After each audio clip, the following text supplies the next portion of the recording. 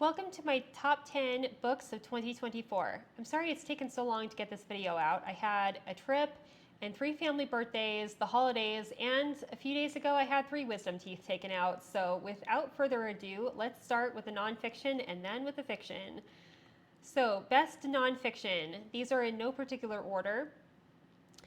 Revolution Song, A Story of American Freedom by Russell Shorto. This is a diverse cast of characters history of the American Revolution. And a cast of characters history is a history that is written as much like a novel as possible. So if you are looking for an enjoyable, non-intimidating history book, then this is a good option for you because it is a bunch of mini biographies that are kind of woven together to tell the story of a historical event from the perspectives of multiple people. So when you switch between characters, it's like switching between POVs. And the author is trying to help you almost as much as is possible kind of live in the characters' heads and try to understand what it would have been like for those people to live through that historical event, and they're trying to help you develop empathy for each person that they're focusing on.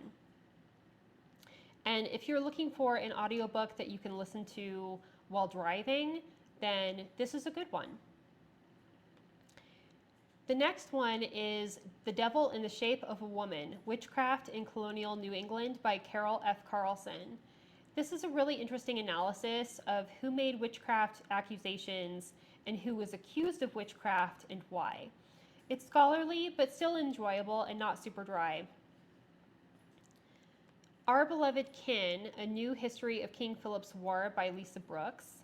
So I read 3 books on King Philip's War this year, which was a bit excessive, but this was the best one. King Philip's War was a war of conquest of New England settlers against indigenous peoples. Out of the 3 books I read, this one used the most scholarship from indigenous perspectives and gave the most well-rounded understanding of what happened. And then the last nonfiction book I have is The Lavender Scare, The Cold War Persecution of Gays and Lesbians in the Federal Government by David K. Johnson. This is a beginner-friendly history of gay people working in the federal government during the Cold War. During the Cold War, the government and private industry was more interested in rooting out loyal gay workers than in rooting out communist spies. When people of the era, like politicians and such, spoke about cleaning up Washington, that's what they meant. It was maddening to read about. I think even if you were someone who even if you're homophobic, that should still be maddening to you, because honestly, if somebody's a loyal citizen, to be more interested in systematically persecuting loyal citizens than in rooting out spies, that makes no sense. Anyway, the book was scholarly but readable. It wasn't written by like a novel like Revolution Song was, but it definitely was readable, and it left me with the feeling that even though I am new to the topic of LGBT plus history, that I could kind of dip my toes into this topic without as much difficulty as I thought might be the case. And it left me wanting to learn more about this history at some point. Okay, so for best fiction, again in no particular order, the first one I have on the list is Just Stab Me Now by Jill Bearup. This was the one romantasy I've read so far that I've liked. it's clearly aimed at women in their 30s and up, so it's aimed at me, not at people in their teens, so that probably helped me. The heroine is a mother. There is a healthy adult relationship. There is also a healthy male-female friendship that is not romantic. And there are two storylines in the novel. There is the author, there is an author character. So there is an author who is trying to write a novel. And so one storyline is her life, and then the other storyline is the story that the author is writing. And there is good character development in both. And then the next one on my list is The Absolutely True Diary of a Part-Time Indian by Sherman Alexie. And I read this one for the band book club last year. And unlike the last book I mentioned, this is aimed at teens. And even though it's not aimed at me, I had to mention it anyway because it's so well done. It's a coming-of-age story which addresses many things that teens can face in their lives or should think about if they're not, such as difficult parent-child relationships, strained friendships, dating, poverty, death, education, and the importance of education, especially if you are growing up in difficult circumstances, alcoholism, racism, fish out of water syndrome, etc. And then I also have The Time Traders, Book 1 by Andre Norton. I'm going to use this book 1 as a stand-in for the whole 7-book series. I read this because a comment requested that I read time travel books because my channel handle is Time Travel Reads. And I did want to start reading time travel books anyway, and this was on my list, and I just hadn't gotten to it yet. But it pulled me into a Cold War space opera, which I had never read before. If you like the idea of people traveling through time and space to win the Cold War, or if you've been wanting to start reading older science fiction, this might be for you. I thought it was really fun, and now I'm on the 7th book, and the Cold War is over, and now some of the Americans are on a mission with the Russians. So the Russians and the Americans have to work together in the 7th book, and they don't trust each other, and we're going to see how that goes. So, and then the next one I have on my list is Beyond the Founding of Valdemar, Book 1 by Mercedes Lackey. Again, this one is the first in the Founding of Valdemar trilogy, which is the first trilogy in a multi-trilogy series about the world of Valdemar. So this is just a stand-in for the entire world, all the books about that world. And this is good escapist fantasy, and it has good world building.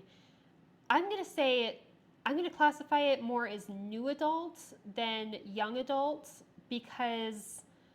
not because it has anything that, I think it probably has a few swear words here and there, but it doesn't have a whole lot that's a lot of content that would be inappropriate for my younger self. But it has a lot of characters who are mature adults, who are main characters. So depending on the book, it can have teenage or young adult main characters, but it can have fully adult main characters.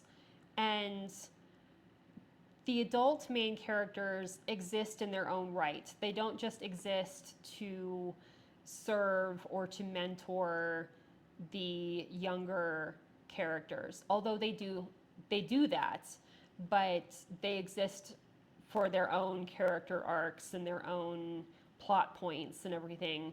Like, they have their own stories going on, and sometimes they have their own romances going on, and and all this kind of stuff. So, but I do think that it has a lot of good life lessons that can be imparted to younger readers that have to do with emotional stability and responsibility and how to work with other people and how to respect other people's rights and, you know, religious pluralism and all kinds of other things.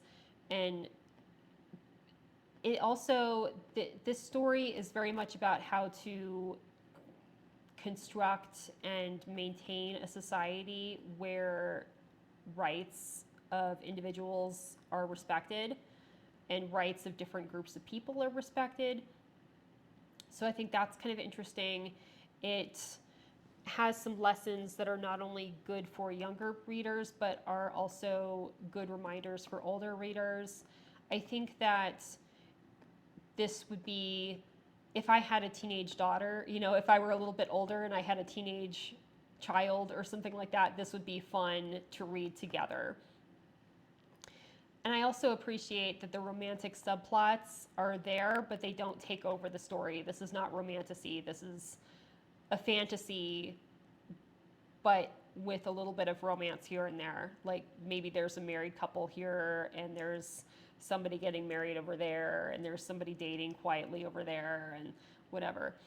So, and then the last two books I have are children's picture books about sports, which seems kind of random. So during the Summer of Sport event for the Summer Olympics, I read some sports books, and two of them were, well, a few of them were children's picture books.